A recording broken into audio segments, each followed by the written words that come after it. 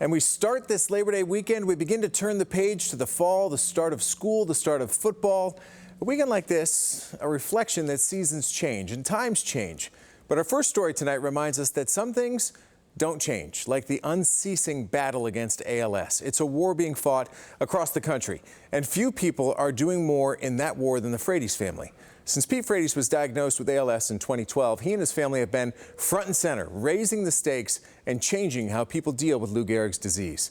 This Monday at Turner Hill, we witnessed another powerful example of how this family is making an enormous difference. The sounds of golf, yes, but on this day, the thwack of the golf ball is the sound of support. Almost 150 players gathering at $333 apiece to help the Pete Frates Family Foundation in its quest to strike out ALS. This is really the spirit of my brother as well. He loves getting good people into the same place, same area. Hopefully there's some good-natured ribbon today and a competitive spirit that is Pete Frates. It's mind-boggling to me, and we're just so in awe and inspired by all these people who come out year after year to give us this group hug and love. It's beyond words, to be honest. And when you think about the Frates, what they do isn't about words, it's about action.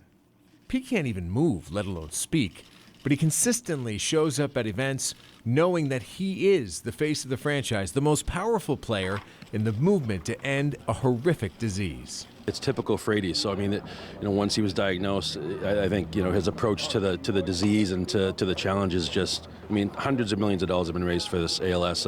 Prior to that, it was on the forefront, but it wasn't anywhere near what it is today. So it's just a great honor to be a part of it. Getting ALS on the forefront was one thing. Keeping it there is quite another. It takes an army. It takes financial commitment. Boston 25 proud to be among the sponsors of Monday's event, and many sponsors showed up to play. Just a great cause. I know Andrew and of course the Ice Bucket Challenge. Who doesn't know about that? We figure it's a good cause, so we want to sponsor and just help in the fight against ALS. The mission keeps the Frates focused and motivated. Every August till a cure, we'll continue to see those Ice Bucket Challenges, but the stark reality of their daily existence is enough to make you wonder, how the heck do they do it? We basically run an ICU unit in our house to keep Pete alive with 24-hour nursing care. There's ups and downs. We're just a normal family as well with typical, family problems, but we like to keep it light, and my brother's daughter is amazing. She's turns 5 August 31st, so happy early birthday, Lucy.